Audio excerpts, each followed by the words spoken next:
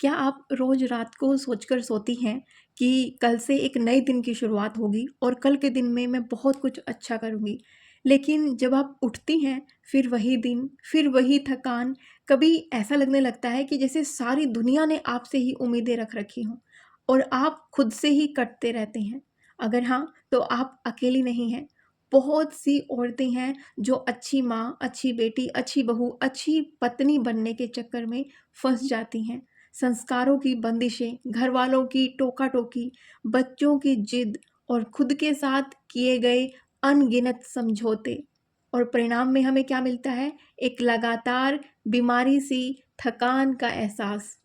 आज का ये वीडियो उसी थकान की आवाज़ बनेगी और हम सब मिलके साथ के साथ इसका सॉल्यूशन भी ढूँढेंगे। साथ के साथ मैं आपको लास्ट में 1 हफ्ते का वो रूटीन बताऊँगी कि हर दिन आपको छोटी-छोटी चीज़ें, बहुत छोटी चीज़ें चेंज करके कैसे 1 हफ्ते में आप खुद को इस थकान से बाहर ला पाएँगे।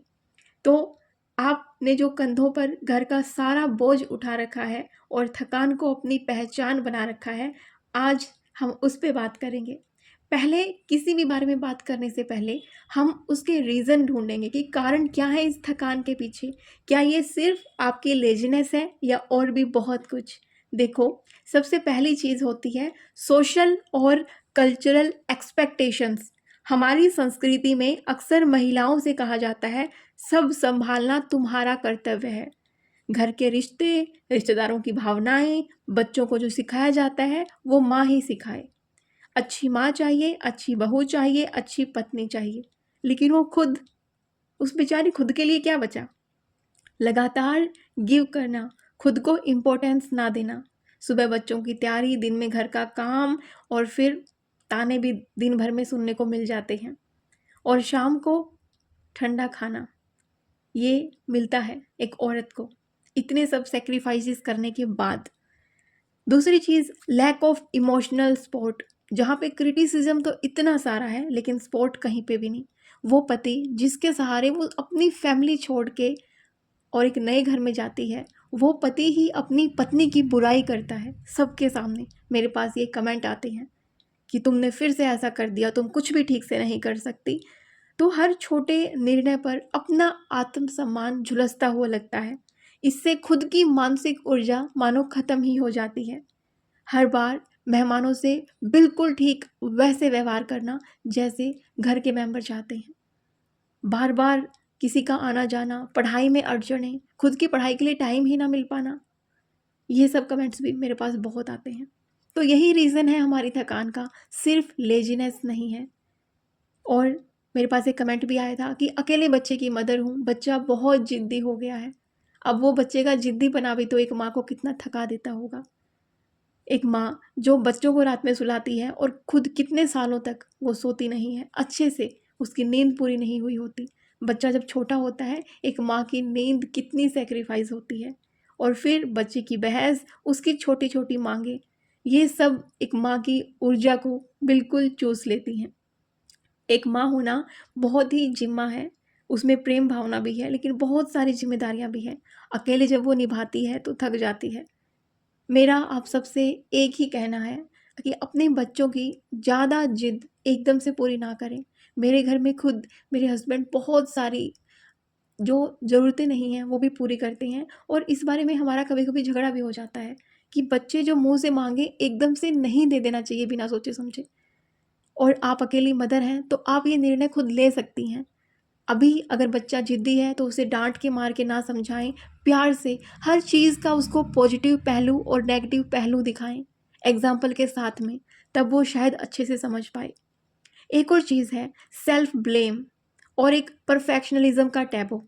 हम अक्सर खुद के लिए बहुत कठोर होते हैं। मैंने ये सही नहीं किया, मैं खुद के लिए काफ़ी नहीं हूँ, मैं अच्छा नहीं कर रही हूँ। खुद को नीचा दिखाते रहते हैं और दूसरों से उम्मीद करते हैं कि वो हमारी तारीफ़ करेंगे। जो ये नकारात्मक विचार है ना, आपकी थकान को और गहरा बना देते हैं। खुद को हम दोषी मानते हैं हर चीज़ के लिए और फिजिकल रीजंस तो होते ही हैं। कई बार थकान केवल मानसिक नहीं, शारीरिक भी होती है।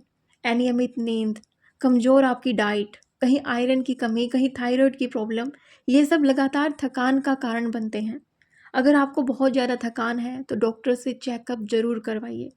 भावनात्मक थकान भी एक होती है जिसको हम बोलते हैं इमोशनल बर्नआउट। लगातार भावनाओं का बोझ उठाना, नकारात्मक दबाव हर तरह से, ये आपको इमोशनल बर्नआउट करते हैं। छोटी छोटी बातों पर रोना आता है, हर काम से पहले ही थकान हो जाती है। और एक और चीज़ कि आप अपनी बाउंड्रीज सेट नहीं करते। ना कहना मुश्किल होता है, लोग आपकी मदद की आदत डाल लेते हैं और आप पर मांगें बढ़ती जाती हैं। जो बाउंड्रीज नहीं होती तो आप हमेशा सबके लिए ऑन मोड में रहती हैं, और ये थकावट का सबसे मेन कारण है, क्योंकि कभी आपने ना कहना सीखा ही नहीं। और इससे इफ़ेक्ट पता है क्या पड़ता है आपकी बॉडी पर, आपके जीवन पर? आत्मसम्मान में कमी, खुद से जुड़ाव ही घट जाता है, रिश्तों में दूरी, बार बार झगड़े, काम में मन नहीं लगना और ध्यान की कमी, शारीरिक बीमारियां, कभी सिर दर्द, कभी पेट दर्द, ये सब चीज़ें। और जीवन से जुड़ी छोटी छोटी खुशियां भी आपको फीकी लगने लगती हैं। अब सॉल्यूशन इसका क्या हो सकता है? देखो, पहली चीज़ तो जो मैं हमेशा बोलती हूँ, उठते ही 5 मिनट 10 मिनट खुद के लिए निकालो। चाहे एक गहरी सांस लो, थोड़ी सी स्ट्रेचिंग कर लो, खुद को थैंक यू बोलो मिरर में देख के कि शाबाश, तुम बहुत अच्छा कर रही हो। बाउंड्रीज अपनी सेट करो, शांत और स्पष्ट शब्दों में कहो, मैं ये काम कर सकती हूँ और ये काम मैं अभी नहीं कर सकती हूँ। आज मैं बहुत थक गई हूँ, इस काम को मैं कल करूँगी। बार बार अभ्यास कीजिए। शुरुआत कठिन लगेगी पर असर इसका शानदार होगा। और एक और चीज़, जिम्मेदारियों को साझा करना सीखें। आस्क फॉर हेल्प जब जब भी आपको ज़रूरत लगे। पति से, परिवार से काम बांटने की आदत डालें। अब हम बात कर लेते हैं कि 7 दिनों में आप अपनी थकान को कैसे बाय बाय कहेंगे। पहले दिन आदत डालिए अपनी सेल्फ केयर की। दूसरे दिन आदत डालिए अपनी नींद को सेट करने की, टाइम पे सोना, टाइम पे उठना। तीसरे दिन आदत डालिए खुद को न्यूट्रिशियस फूड देने की। चौथे दिन आदत डालिए खुद को थकान के बाद बिना फ़ोन के ब्रेक की। 5वें दिन आदत डालिए अपेक्षाओं को घटा दीजिए।